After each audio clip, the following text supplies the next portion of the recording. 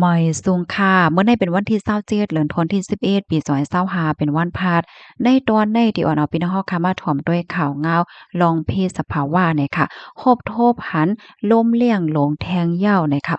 เมื่อวันที่26เดือนธันวาคมที่11ปี2025ในอยู่ที่ห้องการฝ่ายฟิงฟ้าราศีเมืองจึงไทยไล่ออกมาเปิ้นเผาลัดว่าครบโทบหันลุกล้มเลี่ยงหลงอันมีชื่อว่าโคโตนะคะเมื่อกินข้าวยาม4โมงปลายกลางค่ำวันที่26นั่นลูกล่มเลี่ยงหลงโคโตในมีว่าอยู่ดีหิมห้อมปังหลายแขใต้ปอดตอนกลางนะคะอิงเนอ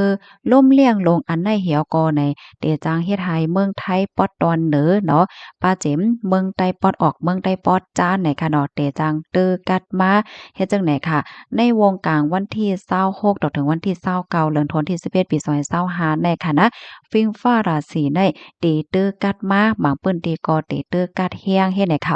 เลอเสนั่นอันลีไลฟังได้ก็มันเตมีปลาโลมเฮ็ดจังไหนค่ะนะบางเปิ้นตีในฟิงฟ้าราศีเนี่ยเตลดยอม5ถึง8ค่ะบางเปิ้นตีก็3ถึง5เพราะว่าเป็นเปิ้นตีเนอ100อำนั้นก็ปั้นตับ100และจังไหนได้3ถึง12ดีกรีเซลเซียสเฮ็ดจังไหนค่ะก็เปิ้นนั้นแลย้อนให้พี่ๆน้องๆเฮาค่ะล่มลาดด้วยถึงป้ายอยู่ลีกันเนาะฟิงฟ้าแรกลายเฮ็ดจังไหนเฮแลบางก้นก็เป็นวัดเป็นอ้านอยู่ลีกันกว่าเฮ็ดจังไหนนะ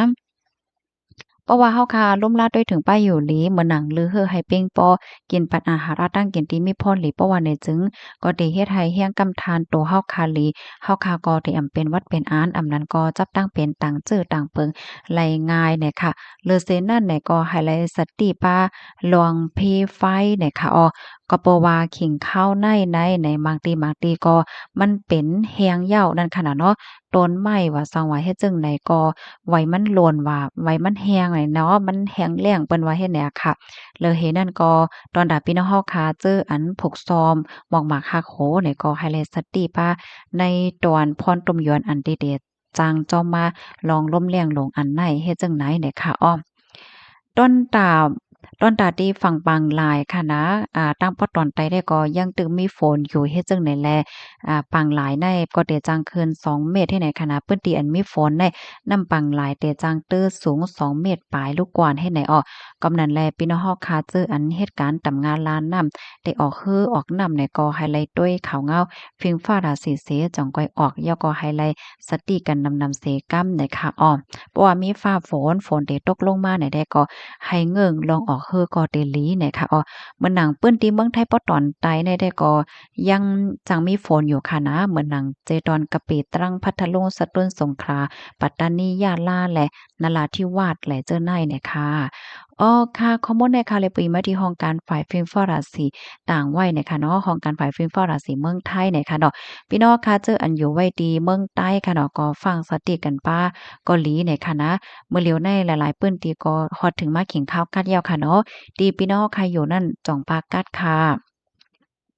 เพราะว่าถึงมาเขียงข้าวพ่องย่ามมื้อเหลียวได้แต่ก็อันดีเฮาคากึ่งลีไลฟังสติได้แต่ก็เป็นเพไฟในยาวค่ะข้อที่1เนี่ยค่ะนะสังเจิ้นหนังว่าเฮาคาคบทบหันไฟใหม่เสดีๆเฮ็ดแหนมใจค่ะให้เฮาคานั่นตั้งสติว่า1 2 3เฮาคาได้เฮ็ดจั่งหือพองเฮ็ดจั่งไหนค่ะนะบางป้องบางไรในเพราะว่ามันถึงฮอดถึงมาขิงข้าวแฮงข้าวหองเหย้านี่มันจับไฟง่ายน่ะค่ะเนาะมันก็เปิ้นโหลดแล่นยาเหย้าเอากวั้นแล่นยาเปิ้นฮ้อจึงเอาการแล่นยาหังให้ไหนๆค่ะนะทิ่มแปดวูดแปดนำสังถูกก็มันจังเฮ็ดให้เป็นไฟลุกไหม้มาไล่เนี่ยค่ะเมื่อเฮาคาหันไฟยอก็ให้เฮาคาตั้งสติว่า1 2 3เฮาคาได้เฮ็ดจึงหือเฮาแขหั้งก็เหลียวจ่องไล่เพราะว่าเฮาแขมไล่ก็เฮาได้ห้องไผแหละเจ้าน่ะค่ะข้อที่2เพราะว่าเป็นไล่ในค่ะนะฮอดถึงมากินข้าวแฮงหองในเพราะว่าเฮาคาหังเฮียนไว้ถังน้ำปรุงน้ำไว้ที่หึมหอมเฮือนเฮาไว้อยู่ตาเสก็หลีเหมือนกันไหนค่ะบางเฮือนได้ก็เปิ้นก็มีไว้ค่ะเนาะถังน้ำปรุงน้ำใส่น้ำไว้ตาเสเฮ็ดให้นะอำลีกับหลีแตกเพราะว่าเป็นไตเป็นเนื้อมาเนี่ยเฮาค่ะเนี่ยก็จ้างเอาน้ำนั้นมาโฮดไฟไหลกำเหลียวเนี่ยค่ะกำในเที่ยงคอหนึ่งค่ะเฮาคาโหลไลวางแผนไว้เหมือนหนังว่าเปิ้นติๆเฮาคาอยู่นั่นจ่องจ่องมันจำปาเถิน5 อำลิกับลิแตกสังเจิ้นว่าไฟมาแรงหลายแล้วเฮาเตเลยเฮ็ดจึงหือเฮาเตเลียนอำลิกับลิแตกเพราะว่ามันเป็นมาเฮาเตเลียนเอาตัวรอดจึงหือไหนให้เฮาค่ะวางแผนไว้วางแผนไว้แค่นี้หรือสิไว้วางแผนไหนค่ะเนาะเฮิรนบางหลังที่อันเปิ้นมีอันเปิ้นเป็นเฮิรน2จั้นนั่นค่ะนะ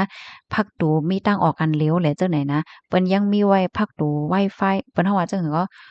พักตูหนีบอะหยังว่าพักตูปลายไฟเฮ็ดให้นั่นค่ะนะให้มีป้าจังนั้นก็หลีเนี่ยค่ะเนาะอำเล็กกับหลีแตก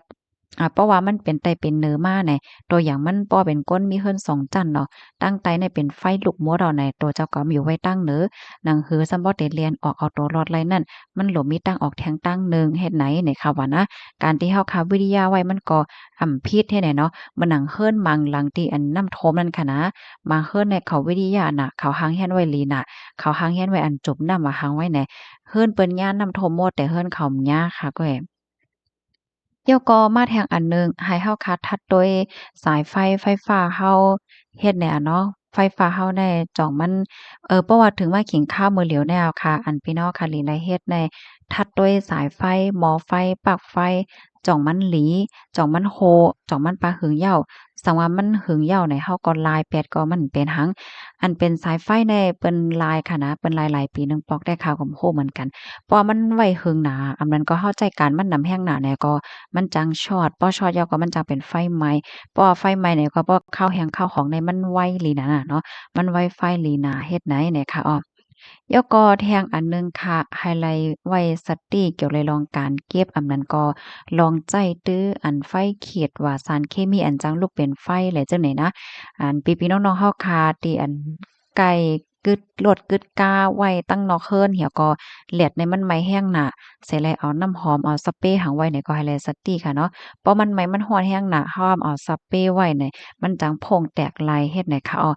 อค่ะ อันนี้ก็ยุ่มยามมาแต่มีพรหลีบันพี่ๆน้องๆเฮาขายอยู่แล้วก็ย้อนลาดแทงอีกหนึ่งนะคะสั่งว่าพี่น้องเฮาขายอยู่ไว้ที่เฮิรนตึกหลายๆจั้นนะอำลีกับหลีแดกเป็นไฟไหม้ไฟหางมาไหนให้พี่น้องค่ะเรียนลงติดโคนไหลค่ะนะอย่าไปขี่ลิฟต์นะคะเนาะเพราะว่าขี่ลิฟต์ไหนสังทกมันจังเป็นเพราะว่ามันเป็นแล้วเนี่ยก็ไฟฟ้าเหตุการณ์ในค้ำไว้ในลิฟต์นั้นมันได้หยาบเฮ็ดจั่งใดนะอ๋อค่ะ พี่น้องครับถอมยอหันเถินซึ่งหือพองไหนค่ะเนาะเปิ้นตีพี่น้องค่ะอยู่นั่นจ่องปากกาถือบางทีก็เต็มีฝนอยู่บางทีก็กัดเหย้าแหละจังเนี้ยเนาะจังหือก็อบโอ้กันมาหลายค่ะย้อนให้พี่น้องค่ะจอยลาดปันอีกหนึ่งจ่องเลยค่ะว่าเว้งเฮาในกัดเหย้าในลาดปันป้าเจอเว้งมันพองเนี่ยค่ะเนาะใครฮู้ว่าพี่น้องเฮาถ่อมกันอยู่ที่เว้งไหลพองเนี่ยค่ะนะย้อนให้กูก็อยู่หลีแลมีป้าอยู่หลีตีหลีกันค่ะบ๊ายส่งค่ะ